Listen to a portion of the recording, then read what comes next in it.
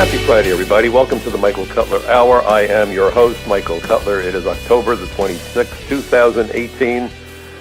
Well into autumn and well into madness. Election day on the horizon. A caravan, if that's what you want to call it, headed this way. There's much to discuss, but first of all, I want to thank you for joining me this evening. And for those of you who are familiar with me, you know that I'm a former INS Senior Special Agent.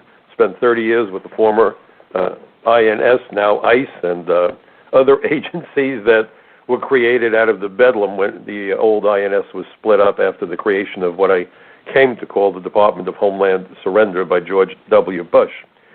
Ever since the attacks of 9/11, I've truly been a man on a mission, trying to wake up as many of our fellow Americans and as many of our alleged leaders about the true significance of America's borders and America's immigration laws. This is about border security, national security, public safety, the lives and livelihoods of our fellow Americans. This isn't about xenophobia. It's not about bigotry.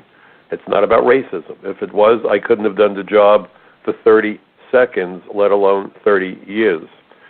In point of fact, if you go to a section of law, Title 8, United States Code, Section 1182, it enumerates the categories of aliens who are supposed to be kept out of the United States. Not one word deals with race, religion, or ethnicity.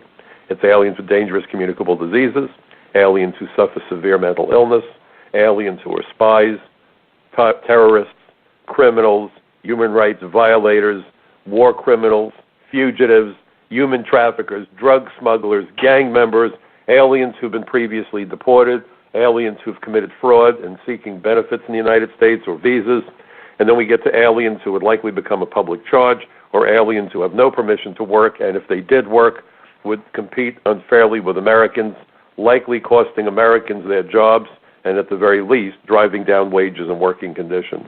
How anyone could take issue with the immigration laws defies my ability to comprehend. And, you know, full disclosure, I'm a lifelong registered Democrat, but before you faint, understand that the old Democratic Party understood that it was the mission of the government to look out for its citizens. Their position used to make the livelihoods of American workers their priority. It used to be, when I was a kid, that the point of delineation between the Republicans and the Democrats was that the Republicans looked out for business owners and the Democrats looked out for the workers. And there's arguments to be made on both sides of that labor management equation. And there's concerns, and some reasonable, some unreasonable, again, both sides. Human beings are human beings. You know, it's been said that when there's a divorce, there's really three sides to it: the husband, the wife, and the truth. So being on the side of labor isn't evil. My dad was a construction worker, a tradesman, a union card-carrying guy, my biggest hero next to my mom. And so, you know, I have no problem with supporting and defending blue-collar America. My parents made sure I got a college education, but I'll tell you what, there is nothing more essential to a country than skilled tradesmen, plumbers like my dad, electricians, carpenters, bricklayers, technicians, mechanics. Without them, the country comes to a screeching halt. So my position had always been to support the jobs, working conditions, and so forth of American workers. And I understand that businesses don't want to be burdened by unnecessary regulation, but there has to be certain regulations. You know, the problem is we've lost common sense. We've lost reasonableness in this country. And that reasonableness is costing us lives. That loss of reasonableness, not the reasonableness costing us lives, but the lack of reasonableness, failures of immigration were directly responsible for the attacks of 9/11 and other terrorist attacks, because America does not want secure borders. It's just that simple. Neither party wants secure borders. The Democrats tell you what they want. They want to dismantle our borders, get rid of ICE, and have a literal free-for-all. It would be catastrophic. You can't defend the country without secure borders, but that's what they want. I believe they really would like to destroy this country. I don't know what other conclusions I can come to. And the Republicans, in their blind greed for cheap labor, don't want secure borders. They want to make Americans compete with foreign workers. They'd like to see the wages go down. Let's be blunt. Jeff Sessions was a breath of fresh air. Here's a conservative Republican who, as a member of the Senate, always put American workers and their families first, which is why I'm such a huge fan of Jeff Sessions. Never mind that he quoted me on 3 separate occasions from the floor of the Senate about 11 years ago when the debate was raging over comprehensive reform, and he quoted from an article I'd written for the Washington Times where I came to call comprehensive immigration reform the Terrorist Assistance and Facilitation Act. Jeff Sessions has been consistently looking out for American workers where the immigration system is concerned. It took a lot of guts on his part, a lot of chutzpah, because he came up against some pretty stiff competition from the folks who were being funded by the U.S. Chamber of Commerce. And Donald Trump won his election, I believe, because of his promises to make America great, not by xenophobia, but by making sure Americans wouldn't have to compete with foreign workers. And, he's done some measures, not enough, and I wish he was more nuanced in what he has to say. But it's important that we never support any leader blindly 100% of the time. I certainly don't even agree with my positions 100% of the time when I look back at some thoughts I used to have, some ideas I used to have. Every day we live, we're supposed to learn, and as you learn, your understanding of issues evolves. So never follow any politician blindly. Never follow any leader blindly. The best can be wrong, and it's important that we don't be blind about that fact. And it's important that we understand that today the politicians are literally playing politics with national security, public safety, the lives of our fellow Americans. That's what's so baffling and infuriating to me. And so what I want to really discuss today is that caravan that continues its northward trek. I write for a couple of websites. Front Page Magazine is where the lion's share of my materials wind up. I also write for a quarterly journal, The Social Contract. The fall edition will be out imminently. I was hoping it would be published by now. It hasn't been, but as soon as it is, I'll make note of it, and I'll be sending out emails with the links to the article. I have the lead article for this quarterly journal, the fall edition, and I called it Sanctuary Country. And it goes to this very thing that I'm saying right now, that we really don't have secure borders. We really have no meaningful immigration law enforcement. And if you think otherwise, you're foolish. The fact that there are unknown millions of illegal aliens, and if you look at an article I wrote a couple of weeks ago, MIT and Harvard both think that the numbers are at least double what we've been told. I think that's even a modest number. So rather than the 11 million nonsense, they believe it could be 22 or 23 million. I think it might be 30 million or even more than that. We have no idea. You have sanctuary cities where no one's asking anybody about their immigration status, their place of birth, and so on. You have law enforcement refusing to take that into account when they go out and do what they do. We have people in jail who are not being interviewed by immigration agents. Why wouldn't an illegal alien lie about his or her citizenship to avoid deportation? It's common. One of the things that I was trained to do as an immigration agent, and I believe that that is a singular bit of training that no other agency provides, is to break false claims to United States citizenship, because a false claim is a felony. It's a felony to vote illegally, and people have been voting and they shouldn't have been. And, of course, the Democrats say, well, if you ask for voter ID, you're just trying to suppress the vote. This is like a poll tax, which is a blatant lie. They don't believe in the system anymore. That's the only conclusion that I can come to. The hell with the system. It's not whether you win or lose. It's not rather how you play the game, but whether you win or lose. We all grew up about sportsmanship. It's not whether you win or lose, how you play the game. I sat on 2 juries. One was, interestingly enough, given the world we live in today, a case where a young woman alleged sexual assault. The problem was all of her witnesses disagreed with each other.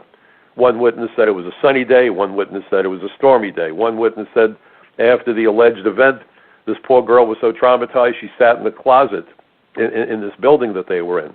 Another witness said right after the event, she was sitting on a swing in the playground because the sun was shining. I mean, goodness, you couldn't have had more disparate versions of what had taken place. And although the defendant, to my eye as an agent, appeared to be a thug, we acquitted the guy because certainly every defendant enjoys a presumption of innocence. Unless, I guess, you're Judge Kavanaugh seeking to go to the Supreme Court, because then every allegation is true. And if you try to defend yourself, there's something wrong with you for being upset and trying to defend yourself.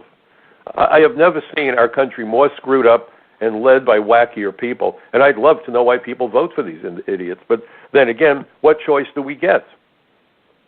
I really did not much care for John McCain. I'm sorry that he died and died a horrible death.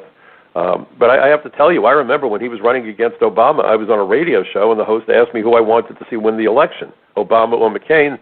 And being as blunt as I like to be, I said, well, that's kind of like asking me if I'd like to have cancer or a heart attack. We keep getting bad choices. But I think we get bad choices by the intent of the parties and by the neglect of the citizenry. If we Americans were more involved, I will tell you, this country would be a very different place. The political system, the political elite know that they can run roughshod over us and we'll just roll over and play dead. And that's dangerous. Those politicians are our employees and we are crappy employers. We let them get away with everything. And periodically they get rounded up and put in jail for corruption only to be replaced by the next crop of crooks. And I find it remarkable that politicians can get campaign contributions, but federal employees and municipal, local employees can't get a cup of coffee. I don't want the cup of coffee. I just want to see an end to political campaign contributions because, let's be blunt, they're bribes. You know, in an employer-employee relationship, you know who the employer is. The employer is the person who signs the check. The employee is the person who deposits and cashes the check. Chuck Schumer may be the ranking member of the United States Senate, powerful politician. It's an illusion. He is an employee of the people, the big money people, who send him those checks. I guarantee you when they call him, he makes clear to them that he works for them. I am sure when the George Soroses of the world call him, it's yes, sir, no, sir, I'll jump on 1 foot or 2 feet. Yes, sir, how many times? Absolutely. I need that money so I can run and win another campaign. And the Republicans say the same damn thing to the United States Chamber of Commerce and all the other special interests. If you wonder why you're not being represented, it's because you don't have enough money to bribe these people. Because that's what campaign contributions are. Let's be as blunt as I know how to be. If you're taking money, there's an expectation you will use your official authority in a way that maybe contradicts your oath, maybe violates the promises you made to the constituents who voted for you. That's the situation we're in today. Rampant corruption and rampant stupidity and no moral compass. But other than that, folks, this airline is right on time. There's nothing to fear. This is wacky. And it's really wacky when you can listen to the Democrats talking about disbanding ICE and the Republicans still refuse to provide the money to build a damn wall. Now, I've said for the longest time that a wall by itself is not a solution. I compare a wall on the border with a wing on an airplane. You know, without the wing, the airplane doesn't fly, but a wing by itself goes absolutely nowhere. However, the U.S.-Mexican border is a dangerous border, and part of the reason it's so dangerous is because of corruption and violence in Mexico. One of the reasons that border is so dangerous is because it's the only place on the planet where the first world and the third world collide and collide violently. And so we have no way of securing that border, and that, folks, is a failure by design. And that's what I wrote about for the social contract. That this is all kabuki theater. We're going to secure the border, and we're going to do this, and we're going to do that. We're not going to do diddly. Because the Chamber of Commerce wants an unlimited supply of cheap, exploitable labor, and exploitation is not compassion, if you haven't noticed, by the way. And they want the drugs to flow into the country, because with the drugs come money, and the money washes through the real estate business, the Wall Street, and banking, and we are floating on drug money. That's the issue. You want to get the guns off the street, get the gangs off the street. You want to get the gangs off the street, secure the border, and get rid of the narcotics. We have a heroin epidemic, but yet we're legalizing marijuana. That's just brilliant. That's flipping brilliant. Yes, not everyone who smokes pot is going to go on to heroin or cocaine, but I could tell you, having spent half of my 30-year career with the government working with the Drug Task Force and a 4-year stint as the INS representative to the Unified Intelligence Division, I can't recall a single individual that I encountered who was hooked on drugs, and many of our informants were hooked on drugs at one point or another, and they will all tell you they all started with marijuana. It's a gateway drug. And if you really want to get rid of the drugs, why legalize pot? It's revenue. It always comes down to money. If you want to get rid of the drugs, where are the commercials? Cigarette smoke has gone down drastically. It's no longer legal to smoke in many places, and the TV commercials are really horrible, but they make a clear point. I can't watch them. My own dad died of lung cancer, so when I see those commercials, I have to be honest, I flip the channel, but I don't smoke, so it's falling on this deaf ear because it doesn't matter to me. I wouldn't do that to myself. Or my children to smoke in the house and have them exposed to secondhand smoke. But those commercials are very effective. When was the last time you saw a good commercial warning against drug abuse? You might see a commercial for a law firm that will help you sue somebody. You might see a commercial for an organization that will offer you counseling because they want to get paid. But when was the last public service announcement that showed a before and after of some young lady or some young man, bright-eyed, advanced degrees, brilliant future on the horizon, and then they got hooked on drugs one way or the other, and they've crashed and burned? Boy, oh boy, I've met so many of those. I met one young lady during a drug raid. She was gorgeous. She could have been in Playboy. She was stunning in the photograph that was in her driver's license when we asked to see ID when we executed a search warrant. She was in a drug den. But this girl looked like she was about to die. One foot on the grave, and one foot in the grave, another foot on the banana peel. And she wasn't 30 years old and had lost custody to her kids because she became a drug addict and a prostitute. By the way, she had advanced degrees, was a high school teacher. Her career was gone. Her family was gone. Her life was gone. Her future was gone. She was the ideal person to put in front of a camera to warn people, don't make my mistakes. Have you ever seen a commercial like that? Of course not. Do you think the government really wants it to stop? I have my thoughts. You can develop your own. But question everything you see and hear. Don't take anyone's word because they told you.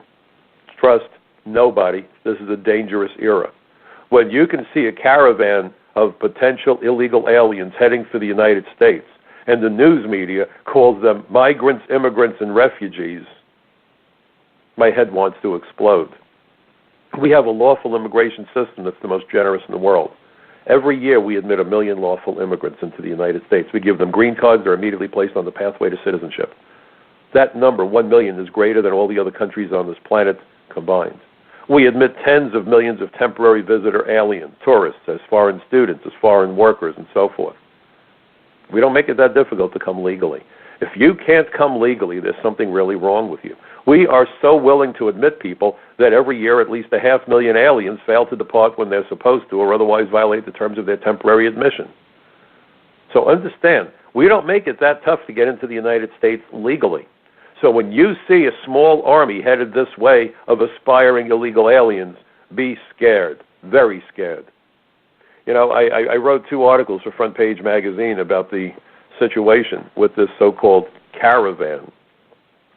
And I wrote for Front Page magazine these 2 articles within the last week. I hope after you're done listening to my program, you will read the articles. And if you really like them, please forward them to as many people as you can. Be part of my Bucket Brigade of Truth. The title of my 2 articles, well, the first one was The Impending Alien Invasion, and the subtitle, How the Left Plays the Compassion Cards for Destructive Ends. The second article, just published yesterday, The Threats Posed by the Impending Invasion, and the subtitle, All Americans Need to Wake Up and Pay Attention. You know, there are too many people that are complacent. Oh, I live in Boston. I live in Chicago. I live in Omaha. Why should I care what's happening in Texas or California, New Mexico, Arizona? I don't live near there. Any alien who can run the border, stow away in a ship, or be admitted through an airport and disappear is free to move about the entire country. In New York City, we have a huge population of illegal aliens from Mexico and Central America. They come to America, they get on an airplane, they get on a bus, and they're here. When I was part of the first anti-smuggling unit back in the late 1970s, we used to surveil what was known as the red-eye flights, the flights that flew through the night from California to New York, and they mostly landed at that time at LaGuardia Airport, and you would find illegal aliens on those airplanes, and sometimes there were people here waiting for them, so we would arrest them and find out who the human traffickers were, and we would go after them and the safe houses and the exploitation and the girls that were being forced into prostitution, the whole bit. Sanctuary cities make the work that much more difficult. So who are they really protecting? Well, they'll tell you they're protecting these poor immigrants. By the way, immigrants don't need protection from INS or ICE. They're here legally. We gave them that authority, we meaning the immigration agencies. What they're really protecting are the human traffickers and the criminals. It's anarchy. People are dying. And Nancy Pelosi stands with the murderers and the thugs and the gang members. When President Trump described MS-13 as animals, she got furious and said, there's a spark of divinity in their eyes. Yes, the spark of divinity as they rape, kill, and beat 12 and 13 and 14-year-old children in the Latino ethnic communities. Give me a break. So this is how distorted their worldview is. Why anyone would vote for anybody who thinks that it's insulting to refer to MS-13 as animals, well, maybe it is insulting to animals, defies belief. Chuck Schumer went out there and gave speeches, called illegal aliens, said that we can't tolerate it, that it's dangerous, et cetera, et cetera, et cetera. And then he flipped. I guess he got a phone call and maybe a check. Or maybe we should call it what I think it is, a bribe. If you change your position that drastically, Chucky boy, you've been bribed, you've been bought, you've been gotten to. Or maybe he was being blackmailed. We can all speculate, and I'm not going to play the game. But I'd love to know how somebody who could take such a strong damn position and say this is dangerous, it's threatening safety and lives, and we must not allow it to happen. Boy, he laid it out. He certainly understands that he's going to get people killed, and then he flip-flops. This isn't minor. This isn't, I used to like chocolate chip ice cream, today I'll try pistachio. No. This is, we have to secure the border to save lives, to let everybody in, who cares? Why would any rational person do it? And Chuck is no dummy. I have friends who went to school with him. He actually, from what I was told, got a perfect score on the SATs. Chuck Schumer is no fool. I've spoken with him. We've had arguments. I don't like the guy personally. But that's not what this is about. The point is he's extremely smart. He's no dummy. He's not a dope. He's not like some other members of Congress where you want to hook them up to an EEG to make sure that they don't have brain damage. Schumer's not brain damaged. Schumer has no moral compass. Schumer doesn't give a damn who dies as long as he stays in power. These people don't have clean hands. If you stand for open borders, you stand for dead Americans and dead members of ethnic immigrant communities. The 9/11 Commission was crystal damn clear. 9/11 couldn't have happened if our borders had been secure. And the border isn't only Mexico. It's the visa process. It's the northern border. It's the southern border. It's our coastline. It's aliens stowing away on ships. Everyone knows about it. And where's the Democrats? On the side of the smugglers and the illegal aliens who want to violate our borders and violate our laws. That's where they are. Same place the U.S. Chamber of Commerce is. Same place where the journalists are. I was watching Laura Ingraham. I've been on her show a number of times, not recently, but within the last, during this past summer, I've been on her show several times. I love watching her show. This past week, I did 3 interviews for a Tel Aviv-based news program called I-24 News, and everyone there seems to get it. And Laura Ingraham certainly gets it. So Laura was playing a segment of The View. I wonder what Barbara Walters thinks when she watches The View, because she started it. And it used to be fairly interesting, I thought, when they first started the program. I can't bear to watch it anymore. It's a train wreck. I'd rather watch commercials. And they were making fun of the president. Oh, the president, what does he know? Where is he getting this from? Did he pull it out of his ear? There's Middle Eastern men in the caravans? He's making it up. Boy, oh boy, he's playing to the right-wing nutcases, blah, blah, blah, on and on and on. And you heard the same thing on CNN, and I used to go on CNN regularly. The security people at CNN, everyone wanted to see my ID. Oh, Mr. Cutler, how are you? I was that frequently there. Of course, mostly with Lou Dobbs, but I was on with other members of the CNN team. And they've fallen off the edge of the earth. Maybe we should all join the Flat Earth Society. Same thing with MSNBC. Ridiculing the president, forgetting perhaps, or not being capable of thinking, more likely, that every morning he gets a morning brief by his intelligence people. And I wouldn't doubt that during one of those morning briefs, or maybe every day, they're telling him, Mr. President, we know who's in this group. And there's Middle Eastern, there's terrorists, there's gang members. So he gets that brief, they don't. And I remember a situation up at DEA. We were working on a terror case, Colombians that were arrested in New York. It was the time of the Al Smith dinner. And we actually found bomb detonators in their trunk. So we held George Bush, who was here to debate Mike Dukakis over at the Waldorf for the Al Smith dinner. And so I had to write up material that related to the immigration aspects of the case because these guys were Colombians. And a half-page report that I wrote was included in the president's briefing the following morning. It was an interesting experience. Driving home at 4:30 in the morning, I was a single parent. My son was staying with the babysitter overnight. I missed seeing him terribly. He was very young back then. But boy, oh boy, it was to me very exciting knowing that in just an hour or two, the briefing team would walk into the Oval Office, and included in that daily brief for the president was a half page of material that I had provided for the briefing. So understand that the president is given access to information that nobody else gets. But of course, don't let that get in the way of the narrative. But what I can tell you is not what the daily briefing contained, but I'm going to read to you a segment of this article that I wrote about the caravan and the threats that it poses to the United States. This was my article, The Threat Posed by the Impending Invasion. Front Page published this on October the 25th. And in it, I quoted an expert who testified before the Homeland Security Subcommittee over in the House of Representatives, and it's chaired by Peter King from New York. And the expert who testified is a gentleman, forgive me as I look for it. Oh, my goodness gracious. You know, you always think that you have it. I think what I did, forgive me, folks, I feel rather foolish. Here we are. Now we have it. Yeah, this is the impending alien invasion, how the left plays the compassion card for the destructive ends. And the witness at this hearing, and there was no disagreement. These witnesses were all in agreement, which is very unusual. Usually the Democratic witness takes a different position from the Republicans and so forth.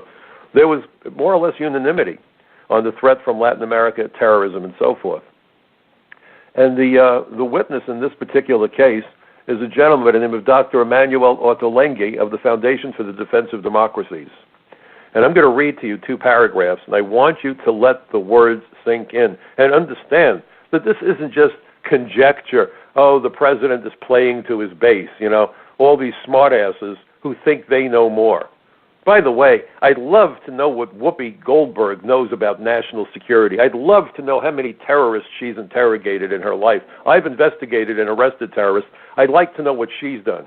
I'd like to know what any of them have done in terms of going after terrorists or drug dealers or gangbangers. Why don't they come on and talk about the right procedure for somebody who has cancer or needs a heart transplant? I'm sure that they could be articulate and brilliant and tell everyone how to do that, because they seem to think they have the answers to everything, and in reality, they don't know anything. It infuriates me. You don't run your mouth on national TV unless you know what the hell you're talking about. If I ever offered an opinion at the dinner table and couldn't back it up with facts or experience, and I was a teenager, my dad, may rest in peace, would look over the top of his glasses and give me what I used to call the father look, and very slowly and in an annoyed voice would say, "Mike, empty barrels make a lot of noise." And he would tell me that because it was his way of telling me to zip it if you don't know what you're talking about. And I lost my dad to cancer when I was 19, but I got to tell you, when I'm on a TV set now or I'm doing a radio interview and someone asks me a question that gets out of my area of expertise, I could still hear my dad's words. Empty barrels make a lot of noise, and I do what my dad would have expected me to do. I tell them, you're getting out of my area of expertise. My opinion isn't worth listening to. See, that's the difference. That's the difference. So these clowns get dressed up there, and they do their thing, and they make fun of the president. And all the president is actually doing is connecting the dots. But they don't like the picture that it creates. So they are insulting and abusive and nasty. But think about Congressman Joe Wilson when President Obama addressed Congress over Obamacare, and he said, "You lie," and there was a meltdown in the media. How dare he do that to the President of the United States? Would that they had the same reverence for Donald J. Trump, the President of the United States. Remarkable disconnect, isn't it? Now here is the testimony from Professor Ottolenghi. In recent years, Hezbollah's Latin American networks have also increasingly cooperated with violent drug cartels and criminal syndicates, often with the assistance of local corrupt political elites. Cooperation includes laundering of drug money, arranging multi-ton shipments of cocaine to the United States and Europe, and directly distributing and selling illicit substances to distant markets. Proceeds from these activities finance Hezbollah's arms procurement, its terror activities overseas, its hold on Lebanon's political system, and its efforts both in Lebanon and overseas to keep Shia's communities loyal to its cause and complicit in its endeavors. And here is where the dots really get connected, folks. Professor Ottolenghi goes on and makes this statement, and there's no mistaking what he's telling you here. And this hearing, again, this past April, this is current. Toxic crime terror nexus is fueling both the rising threat of global jihadism and the collapse of law and order across Latin America that is helping to drive drugs and people northward into the United States. It is sustaining Hezbollah's growing financial needs. It is helping Iran and Hezbollah consolidate a local constituency in multiple countries across Latin America. It is thus facilitating their efforts to build safe havens for terrorists and a continent-wide terror infrastructure that they could use to strike U.S. targets. How much clearer do you need to be? Among the people headed north are apparently members of the Middle Eastern groups, possibly terrorists, gang members. I was watching interviews on TV where some of the individuals were being interviewed, mostly men in the caravan, by the way, and they were very blunt. I've been deported, I'm coming back. If you come back, you're committing a felony. If you have no criminal history, it's a 2-year felony. And if you are what is designated as an aggravated felon, rapists, robbers, drug dealers, gun runners, arsonists, okay? I worked with Al D'Amato to create the law. I'm very familiar with it. You face a maximum of 20 years in jail. That's not minor. That's not jaywalking. That's not hopping the line like the brilliant Geraldo Rivera described people coming into the country from Mexico. They're hopping the line. Yes, they're playing jump rope, hopping the line, my rear end. Committing a 20-year felony, more likely. So we don't know who these people are, but we do know they're attempting to come illegally. They want to swarm the border. And why do they want to swarm the border? To overwhelm our resources. Now, if there was a wall in place, this wouldn't matter. We'd be okay. Not a big deal. There is no wall. We know there are home invaders coming into the home at night and killing people, but we neglected to put a front door on our house. We neglected to put a back door on our house. God help us. And this is a failure by design. No wall, lots of drugs, lots of illegal aliens. Bob Menendez, accused of liking little girls and not in the proper way, has said, oh, if they build a wall, it will disturb commerce. Folks, a wall wouldn't disturb commerce. It would disturb smuggling, you see, illegal commerce. The wall would not stop a single alien from legally entering the United States. It would just make sure that they go through ports of entry so they can be vetted. That's the purpose for a wall. Wall of hate. No, wall of security, you see. The hate is what we're hearing from the other side, because they obviously hate the people who die. Oh, who cares? They'll get killed. What the heck? Can't make the world completely safe. And by the way, we need our campaign contributions. That's how terrible this is. That's how terrible. But you turn on the news and you listen to the reporters, the president is making it up. He has no facts. How do they know he has no facts? That's the most incredible statement I've ever heard from an alleged journalist. Are these people reading comic books and think it's the Encyclopedia Britannica? The president has no facts to back up what he's saying. Based on what? Did they know what was in the president's morning brief? I doubt it. I doubt they get to see the morning brief. So without access to the morning brief, without access to conversations with the heads of Homeland Security, the FBI, and the intelligence services, how in the world do they know what the president knows? But no one challenges that. And they come out every day with the same lies, the same nonsense. The president is making it up. He doesn't know. Based on what? There's a morning brief, and I assure you it is detailed, it is complete. When I submitted that 1/2 page, I had to do something like 12 rewrites. Then it had to go through 5 levels of management to make certain it was exactly what they needed, because it needed to be self-contained and answer every possible question. I think I worked on that damn thing for about 11 hours to come up with a 1/2 page. That's how carefully prepared the morning brief is for the president. And we couldn't leave the office until we got a call from the briefing team down in Washington, and they said, okay, it's acceptable, go home. It's that meticulous, and this happens every single day. I was only involved, at least to my knowledge, with one. Some of my other materials back when I was over at Intel and other places may have also gone to the president, but this was specifically for the briefing team. And it was rewrite after rewrite and nitpicking every single question to make sure we were factually 100% on the money. You don't play games when the president is going to read it. This isn't the New York Times. Not the New York Times, certainly. So we hear this nonsense about what the president knows and how he's making it up. We never heard that about Obama, did we? We never heard that about Bill Clinton, did we? And again, I remind you, I'm registered as a Democrat. I'm not being partisan, but you know what I'm being, folks? American. American. The disrespect that the Democratic Party has developed for the Constitution, the disrespect that the Democratic Party has developed for American citizens and for the opposition party. All this jumping up and down about this bomber that was just caught. Oh, it's all the president's fault. Why did the president take on this role of monster? Well, it's because they've painted it that way.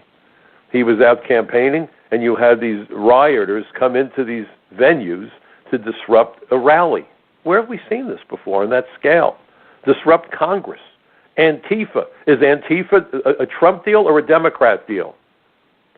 You had Obama saying that he was from Chicago. I was just on a radio show this morning, Bobby Gunther Walsh over in WAEB in Pennsylvania, where the president said, you know, if they bring a knife, you bring a gun. Really? And you're the president of the United States? You had Joe Biden say that he'd like to take the president out back. You have these actors making their statements. You have Hillary Clinton saying as long as the Republicans control the Congress, we will not be civil. You have Maxine Waters saying get in their faces wherever they are.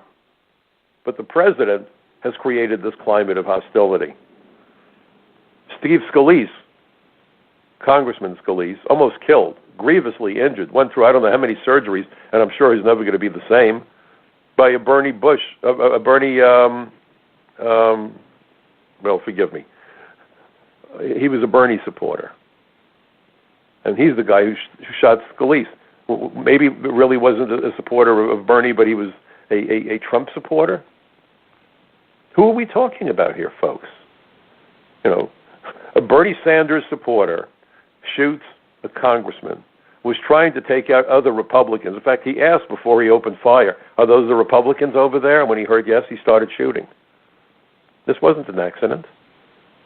Supports Bernie Sanders, but somehow Trump is the guy that started the violence. You know, I have no problem with people disagreeing with anybody. I was on the debating teams back in high school and college. I believe in debate. Debate is intellectual capitalism. You bring your ideas to the marketplace, if you will, that's the stage, and then the audience, the consumers, get to decide what they want. So there's nothing wrong with debate. But these folks won't talk about the truth. They engage in personal, disgusting attacks. They make fake accusations. It just astonishes me. It astonishes me. I mean, I believe it was Harry Reid who accused Mitt Romney of not paying his taxes, and it was a total lie. And afterwards, they confronted him and said, you know, that was a lie about Romney. And he thought it was hysterical. He goes, yeah, who won the election? Ha ha. Who are we voting for? Liars and thieves? People that don't care about the Constitution? People that don't care about innocent lives, particularly the lives of children? There's big concern about the children, but not about children killed by MS-13. There's big concerns about children, but no concerns about kids that get hooked on drugs. There's big concerns about children, but not about the kids whose parents go to jail because they get caught up in crime to feed the drug habits and buy the drugs that are flowing freely across the Mexican border. Yeah, they're concerned about children, okay? If you believe that story, I've got a wall to sell you. So this stampede, this organized mob, if you will, headed north. The president of Guatemala claimed that money was being given to them by Venezuela. Well, Venezuela is hooked to Iran. For years, Iranian shock troops have been flying directly from Tehran, Iran, into Caracas, Venezuela. They're that close to each other. Now think of all the billions of dollars that Obama gave Iran as part of that terrible nuclear deal, right? So they are flush with money. So you have Venezuela perhaps acting as the middleman for Iran, paying to see these people heading north because among them are sleeper agents. If you go to my article, please click on the link to the hearing. Watch the hearing. Read the testimony. Whatever I tell you is verifiable. I'm not going to sit here for an hour every week and lie to you. I'm not running for politics. I've been offered the opportunity. I want nothing to do with it. I don't run for Congress. I run from Congress. Okay? But watch the video. Read the testimony. Sleeper agents are operating in the United States. Some have been arrested. Others are out there. More are coming. And when I tell you that the facts are there, it was just reported upon that the president of Guatemala has announced that his law enforcement officials arrested 100 ISIS participants, terrorists, and sent them back to the Middle East. This is all current. So how far-fetched is it that among this flow of supposed refugees headed north are terrorists and gang members? Didn't we see that in Germany, where ISIS was embedding itself in refugee flows? Of course we did. And look at the tactic, by the way. If you haven't noticed, I want you all to pay attention to something. In the Middle East, I mean, you want to talk about scurrilous scum. Look at what the PLO does. Look at what the terrorists do. They hide behind women and children because they want the women and children to die so that they can hold up the dead bodies and say, that's what our enemies did. So they put gun emplacements and bomb factories in hospitals, in schools, orphanages, wherever there's lots of women and children, in the hopes that they will die so they can have that bloody baby to hold up and say, look what they did. Well, guess who's at the head of this column headed north? Women and children. This is a Middle East tactic. Put them in harm's way. If anything happens, they'll have dead bodies that the news will be happy to photograph for them. But there's something else I want you to think about. Somebody sent me an email today and said, Mike, yes, this caravan is disturbing, but this goes on every day of every week. And he's right. He's completely right. Every year, over 500,000 aliens fail to depart. Every minute of every day, aliens are running the border. The Border Patrol is overwhelmed. So I thought of an analogy because, you know, anybody who's out there who's familiar with the way I like to write and speak, I like using analogies. So there is significance to this huge mass of humanity headed north. But I've come to think of it as getting hit by a snowball in a blizzard. The snow is coming down, but you certainly can't, you know, miss that feeling of that one big snowball that smacks you upside the head. But it's not like that's all that's coming at you. If it was just the 7, 15, 20,000, who knows what the numbers are, America could easily deal with it. We could even screen 12,000, 15,000. But when you add it to the steady drumbeat, the backlog of immigration cases right now, 700,000 cases waiting to see immigration judges. For the first time in years, this administration has hired a bunch of new judges. Still not enough. And one of the things that we're lacking that really hurts everything is ICE agents, interior enforcement. Now, you might wonder, what in the world does interior enforcement have to do with the Mexican border? And here's what it has to do.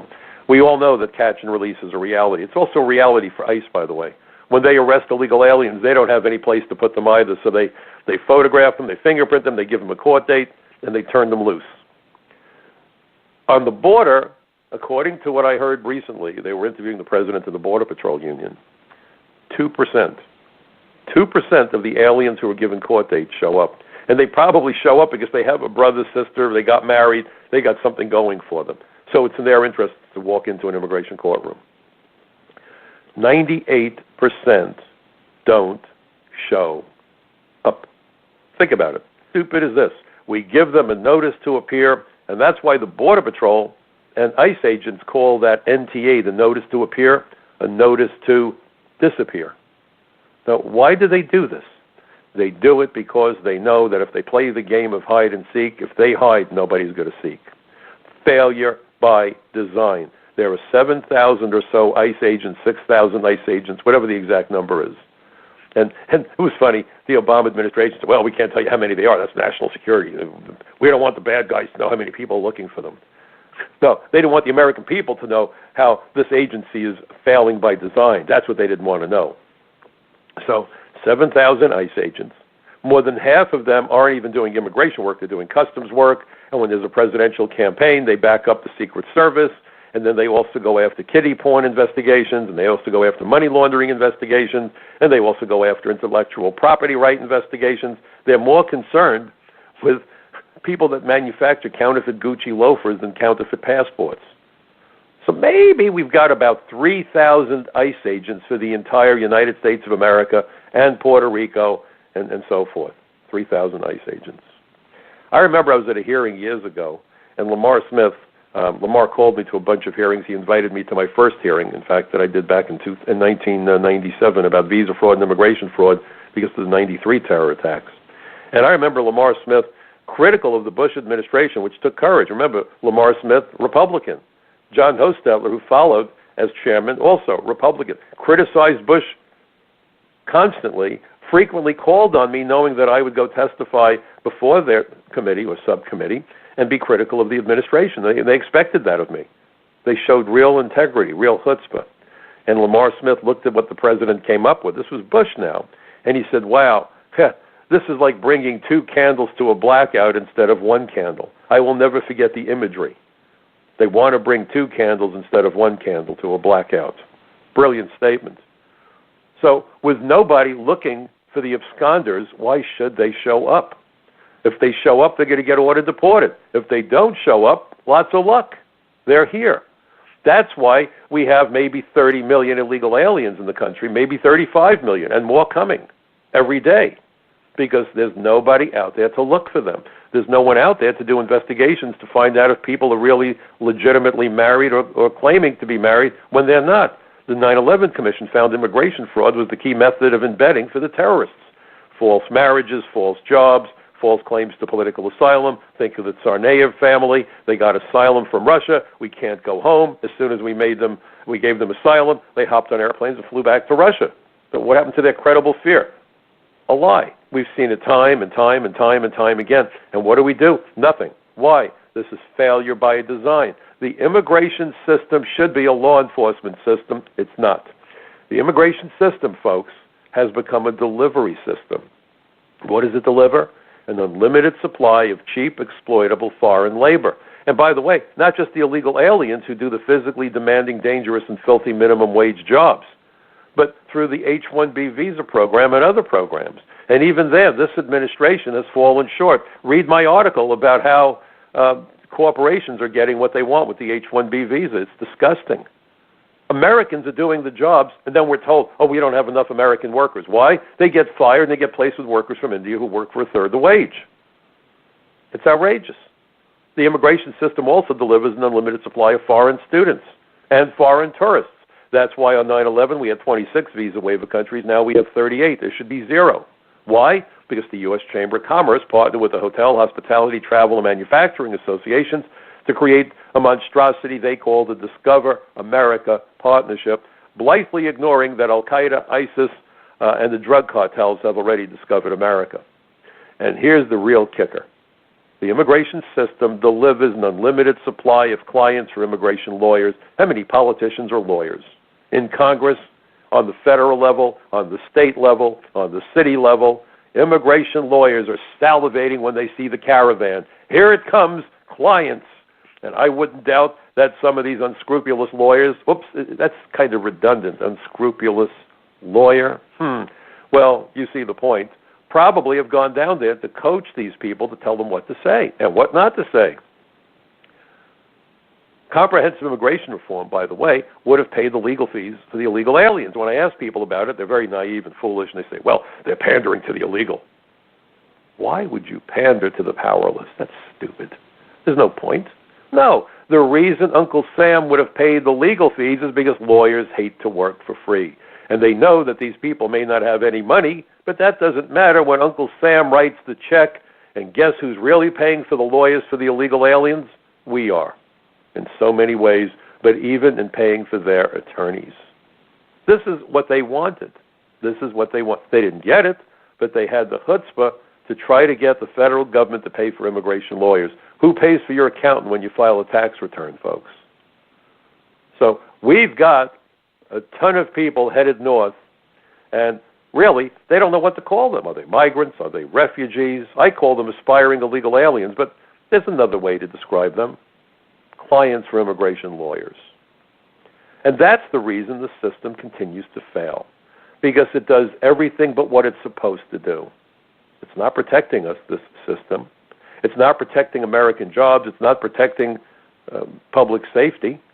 but it's certainly creating clients for immigration lawyers. It's certainly providing workers who can be easily exploited, isn't it? And that's what we're witnessing. This government of ours no longer gives a damn about the average American. We've become an oligarchy. And there's your living proof. The people with the money get exactly what they want, and we, the people, are getting the short end of a very big stick. And we're getting beat up every day. And election day is coming. And the problem is it's hard to figure out who to vote for. But anybody who has a problem with enforcing the immigration laws needs to be sent packing. And when you think about the Pelosi's and the Schumers of the world, they are not entitled to be reelected. When you look at Gillibrand, who wants to get rid of ICE, she needs to be sent home. This is life and death that we're talking about, folks. And my real worry is that if this caravan gets through, it will encourage subsequent caravans. And it will enable terrorists among them and gangbangers among them to ply their trades in our country and ultimately cost innocent lives. That's what's at stake. So those idiots on the no view of reality, can sit there and cluck all they want. The president does get briefings. The information has been out there. The dots have been connected.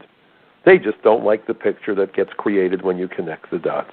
And if, God forbid, there's an attack, they'll be screaming, "Why didn't Trump protect us?" Well, let me tell you, they like to rewrite history, and sometimes it doesn't take a week or two for them to try to change what they said or change what they did. But the facts are there, and they are immutable.